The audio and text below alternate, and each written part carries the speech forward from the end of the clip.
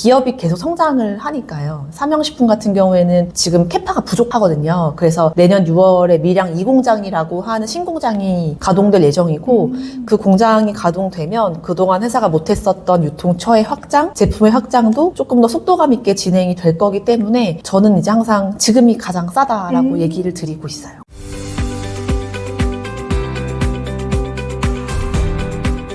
여러분 안녕하세요. 반갑습니다. 최근에 이제 K푸드가 해외 쪽에서 인기가 굉장히 많다고 하는데요. 그래서 오늘은 K푸드 도대체 얼마만큼의 인기가 많고 앞으로의 전망은 어떨지 한유정 연구원님 모시고 이야기 나눠보도록 하겠습니다. 안녕하세요. 안녕하세요. 네, 외국에서는 우리나라 어떤 음식들이 한국 라면이 일단은 가장 인기가 많은 것 같고요. 네. 요즘 들어서는 한국 치킨이나 뭐 김밥, 핫도그 같은 냉동식품류들도 많은 관심을 받고 있는 것 같습니다. 라면 진짜 특히 불닭볶음면 네, 인기 많잖아요. 맞아요. 그쵸? 불닭볶음면이 가장 얘기가 많이 되고 있죠. 근데 외국인들 입맛에는 약간 라면이 맵지 않을까요? 그렇긴 한데요. 그 자체로도 또 니치하게 매운맛의 컨셉으로 또 외국인들한테 호기심을 자극하는 부분들이 있어서 일상적으로 뭐 데일리로 섭취하는 제품은 아니라고 하더라도 꾸준히 찾아지는 제품이 되는 것 같습니다. 그리고 이제 오징어 게임에 라면이랑 소주 이런 제품들도 나왔잖아요. 네. 많이 팔렸나요? 어떤 컨텐츠 하나가 딱 계기가 되어서 판매가 많이 되는 거는 없는 것 같아요. 네. 식품이라는 게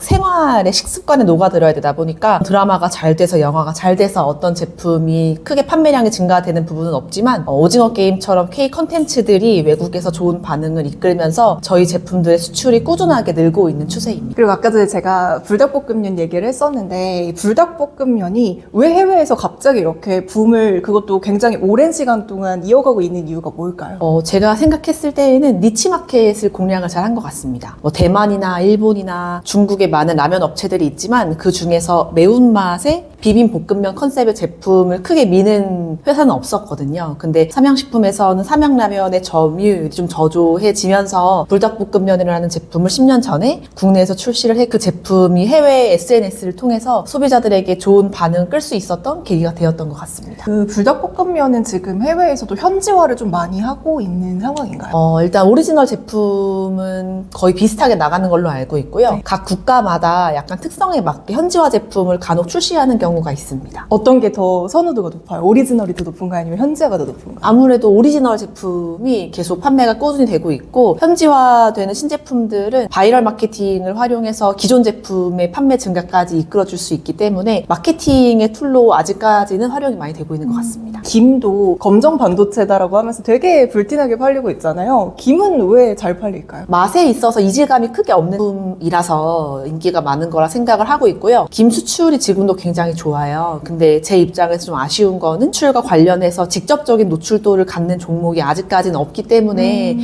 해외에서 좋은 반응을 끌고 있는 제품이 하나가 더 늘었다 정도로만 받아들이고 있습니다. 네, 사실 이제 내수가 좀 한계가 있다 보니까 대부분의 기업들이 해외 쪽에서 이제 매출 다변화를 하고 있잖아요. 그럼 해외 쪽에 공장을 늘린 기업들은 다 매출로 직결이 되고 있나요? 사실 최근 들어서 기업들이 해외 공장 투자를 늘리고 있기 때문에 네. 아직까지 해외에 공장을 두고 있는 기업, 최근에 새로 가동을 시작한 해외 공장이 있는 기업들이 많지는 않습니다. 지금 투자가 들어가고 있는 기업들이 많기 때문에 25, 26, 27년에 걸쳐서 완공을 앞두고 있는 기업들이 많고요. 규모를 크게 초반부터 가져가지는 않아요. 네. 그래서 해외 공장이 가동된다라고 해서 매출이 크게 점프업하는 모습보다는 점진적으로 내수 성장의 한계를 해외에서 극복해 나가는 모습이 될 것 같습니다. 주류 업체 중에서는 하이트진로가 베트남에 공장을 지금 짓고 있고요. 롯데칠성 같은 경우에도 필리핀 기업을 인수를 해서 사업을 확장하고 있기도 하고 음료 쪽에서는 네. 그리고 제과 쪽에서도 우리온이 러시아 2공장을 최근에 오픈을 했어요. 식품이라는 카테고리 내에서 특별히 한정된 소 카테고리에만 한정되는 모습은 아닌 것 같습니다. 주류 회사도 지금 하이트 쪽 방금 말씀해 주셨는데 우리나라 주류도 그러면 인기가 좀 많은 편인가요? 소주가 특히 인기가 많아요. 아시아 권역에서 미주 지역에서도 서부를 중심으로 좀 반응이 나오고 있는 상태인데 아직까지 좀 아쉽다라고 생각을 하는 부분은 현지에서 판매가 되는 짝퉁 소주가 많은 걸로 알고 있어요. 그래서 소주의 인기가 과거랑 다르게 올라오고 있음에도 저희 기업들의 실적에는 유의미하게 반영되고 있진 않지만 기업들이 브랜드화를 하고 또 현지의 생산 투자를 이어간다라고 하면은 시간을 두고 좀 해결될 수 있는 부분이 될 거라고.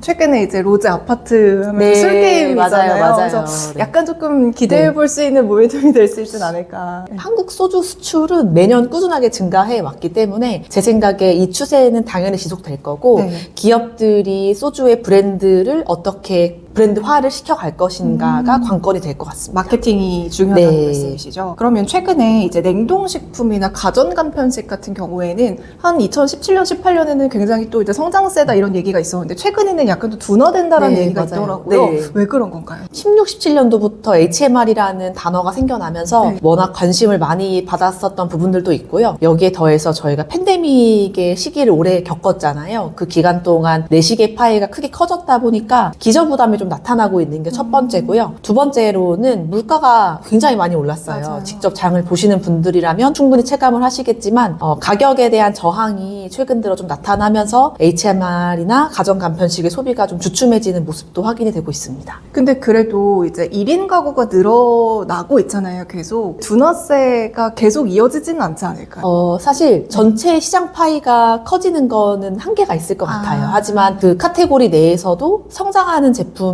또 생기고 하락하는 제품 생기기 때문에 이 성장하는 제품들 중심으로 저희는 투자의 기회를 좀 모색해보면 되지 않을까 하는 생각을 하고 있습니다. K푸드가 그래도 이제 굉장히 인기를 많이 얻고 있는데 이게 반짝 인기일까요? 아니면 계속 이어질 수가 있을까요? 저는 계속 이어진다. 이게 네. 장기적인 트렌드라고 생각을 하고 있고요. 다른 소비재랑 비교를 했을 때 식품 같은 경우에는 숫자가 더디게 올라온다라고 투자자분들께서 생각을 하실 거예요. 네. 뭐 입는 거, 매는 거, 바르는 거랑 다르게 식품 소비 같은 경우에는 일상생활에 깊숙이 파고들어야 되는 부분이다 보니까 숫자가 늦게 올라오지만 그만큼 늦게 꺼질 거라고 저는 보고 있어서 이제 K푸드 확장은 시작이라고 보고 있습니다. 그리고 이제 최근에 음식료 기업들이 아무래도 이제 내수 쪽에서는 좀 한계가 있다 보니까 뭐 뷰티 쪽으로 전환한 기업들도 있고 되게 다양한 신사업을 모색하더라고요. 그러면 진출할 수 있는 음식료 기업들이 진출할 수 있는 유망한 산업 분야는 어디라고 생각하세요? 최근에 기업들이 가장 많이 신사업을 투자했었던 분야는 건강기능식품 네.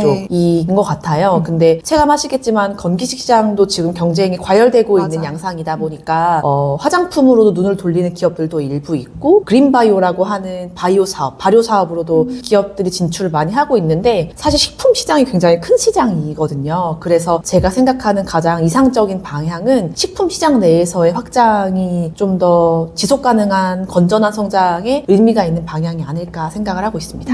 최근에는 이제 식품 기업들이 뭐 이렇게 콜라보 같은 거 많이 하잖아요. 뭐 옷이랑도 콜라보하고 이런 것들이 좀 유의미한 실적 개선에도 효과를 주나요? 제품마다 다릅니다. 제품마다 당연히 다른데 이런 콜라보들이 의미가 있는 거는 저희 제품들 중에 출시 연도가 1950년 이렇게 오래된 제품들도 굉장히 많아요. 뭐 새우깡도 그렇고 초코파이 같은 제품들도 그렇고 장수하는 것도 좋지만 젊은 소비자들한테 또 호감을 이끌어서 계속해서 브랜드의 인지도, 친밀감을 쌓아야 되는 부분이기 때문에 이런 콜라보 제품들, 신제품들은 바이럴의 차원에서 의미가 좀 더 크다고 생각을 하고 있습니다. 삼양식품의 주가가 굉장히 많이 올랐잖아요. 이제는 수출 기업이다. 이런 얘기들이 많더라고요. 제2의 삼양식품이 될 수 있는 기업, 어떤 기업이라고 생각하세요? 사실 제가 앞서 얘기 드린 것처럼 현지에서, 해외에서 한국이라는 나라의 인지도가 올라가고 푸드에 대한 관심이 많아진 것 대비 딱 내세울 만한 제품이 아직까지는 없는 것 같아요.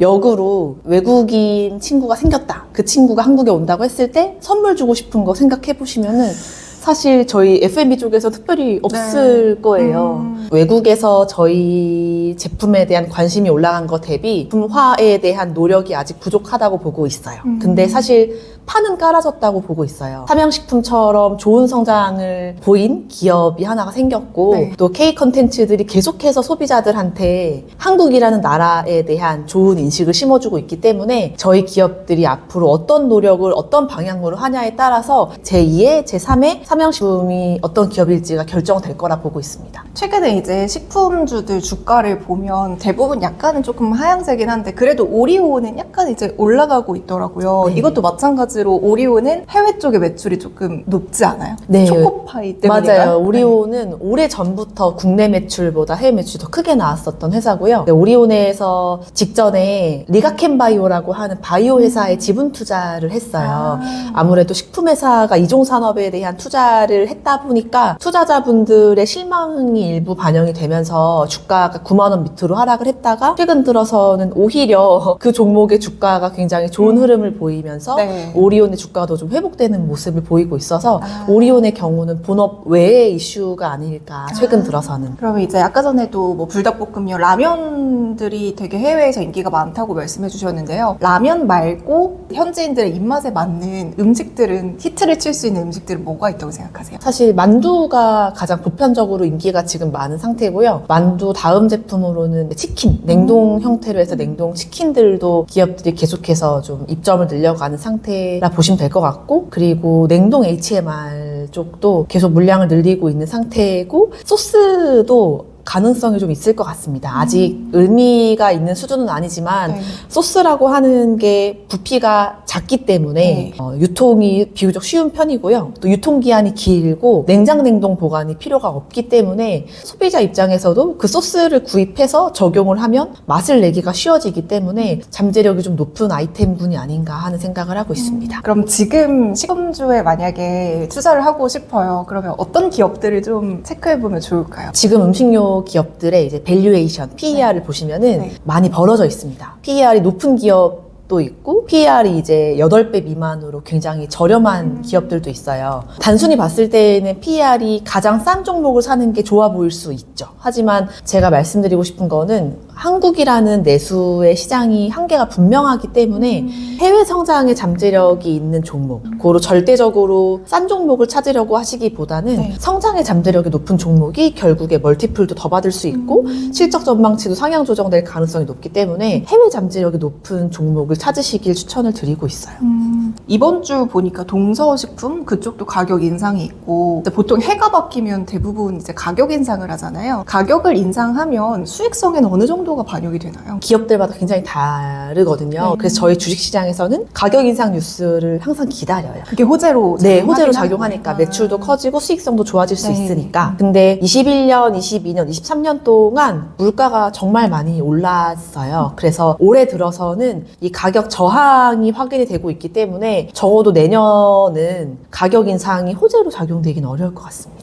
가격이 인상된 만큼 물량이 빠질 가능성이 높아요. 러시아 우크라이나를 기점으로 원자재 가격이 가장 많이 올랐었잖아요. 네, 뭐 설탕, 밀 이런 맞아요. 것들. 네. 지금은 가격이 어느 정도 되나요? 고점보다는 빠져있는 게 분명하지만 19년 팬데믹 이전, 러우 사태 이전으로 봤을 때에는 대부분의 저희 원재료 가격들이 20-30%가량 올라있는 상태이기 때문에 고점보단 빠져있지만 절대 원가는 높은 수준이고, 여기에서 만약에 물량마저 빠져버린다고 한다면 단위당 제조 원가가 크게 올라갈 거기 때문에 물량이 앞으로 굉장히 중요한 요소가 될 것 같습니다. 그러면 뭐 가공식품, 음료, 외식 주류 굉장히 다양한 카테고리가 있어요. 이 중에서 가장 유망하다고 생각하는 부분은 어디일까요? 저는 모두가 유망하다, 네. 평등하게 생각을 하고 있는데요. 가장 빠르게 저희가 느낄 수 있는 분야는 아무래도 이제 가공식품 쪽이지 않을까 싶습니다. 노출시키기가 쉽고요. 가공식품 업체들이 먼저 투자를 해놓은 기업들이 많기 때문에 네. 제일 빠르게 성과가 나타날 수 있는 분야는 가공식품이라고 보고 있고, 두 번째로는 외식 업체들도 유망할 거라고 보고 있어요. 이제 과거에는 한국의 외식 업체들이 해외 진출을 할 때 직접 진출을 했어요. 그러면은 사실 쉽지 않아요. 현지에 살고 있는 한인들이 사장님이 되는 경우가 많기 때문에 인력의 풀 자체가 일단 적고 본사가 한국에 있기 때문에 한국에서 그들을 관리해 주는데 한계가 많고 제도적으로 좀 미비한 부분들도 많아요. 자료를 보면 외식 프랜차이즈 업체들의 해외 매장 수가 고점 대비 지금 현저하게 빠져 있는 상태예요. 하지만 최근에는 K푸드에 대한 관심이 올라가면서 한국 외식 프랜차이즈 업체들한테 러브콜을 보내는 마스터 프랜차이즈들이 많아지고 있습니다. 그들한테 가맹권을 주는 거죠. 현지 업체한테 가맹권을 주면 그들이 대신 가맹 사업을 현지에서 해주는 거예요. 그러면은 본사에서는 로열티의 일부를 수취하게 되지만 매장을 한 번에 빠르게 그리고 여러 국가에서 동시다발적으로 늘릴 수 있을 거기 때문에